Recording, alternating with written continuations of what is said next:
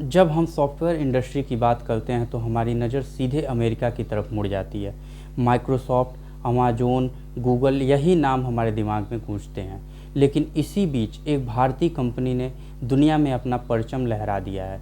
Company का नाम है जोहो और इसके पीछे हैं श्रीधर बेम्बू।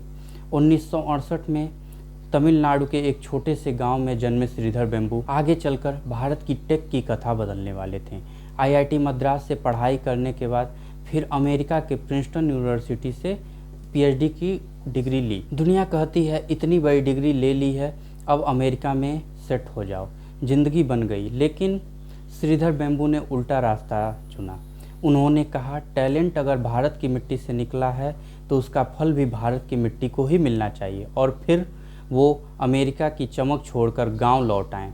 साल 1996 एक छोटे से कमरे में सिर्फ 3 लोगों के साथ जोहो की शुरुआत हुई।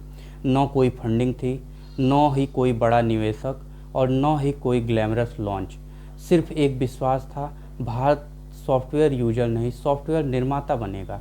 और आज परिणाम देखिए, जोहो 100 मिलियन से ज़्यादा यूजर के साथ 190 देशों में भारत का झंडा लहरा रहा है।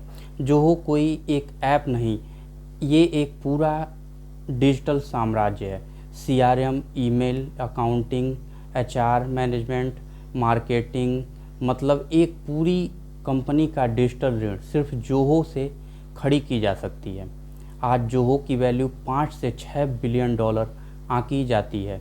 और ख़ास बात, बिना किसी फ्लैशी एड्स के, सिर्फ क्वालिटी और वर्ड ऑफ माउथ के दम पर। यही तो है असली भारतीय सॉफ्टवेयर पावर। भारत के एमएसएमई सेक्टर, छोटे बिजनेस स्टार्टअप सब जोहो को अपना हथियार बना रहे हैं, क्योंकि यह सिर्फ सस्ता नहीं बल्कि भारत के ज़रूरतों के हिसाब से बना हुआ भारतीय समाधान है। आज दुनिया कहती है India is a consumer market, लेकिन श्रीधर बेम्बू जैसे लोग कहते हैं India is not just a user, India is a creator. ज़रा सोचिए, जब आप व्हाट्सएप पर मैसेज करते हैं, फेसबुक पर स्क्रॉल करते हैं या किसी विदेशी ऐप से अपना बिजनेस चलाते हैं, हमारा हर क्लिक, हमारा हर डेटा, हमारा हर आइडिया भारत में नहीं रहता, वो जाता है विदेश के सर्वर पर।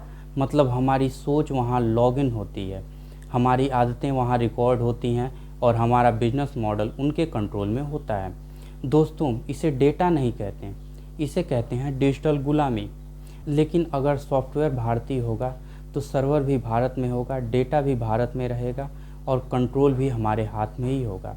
तभी आएगी असली डिजिटल आज़ादी। जोहो जैसी कंपनियां सिर्फ स्टार्टअप की कहानी नहीं है, ये उन नए भारत की आवाज़ हैं जो अब दुनिया से टेक नहीं मांग रहा बल्कि दुनिया को टेक दे रहा है।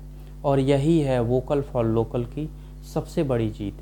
अगर आप ऐसे प्रभावशाली भारतीय टेक कंपनियों की कहानियाँ देखना चाहते हैं तो चैनल को सब्सक्राइब कीजिए और वीडियो को लाइक कीजिए। Thank you.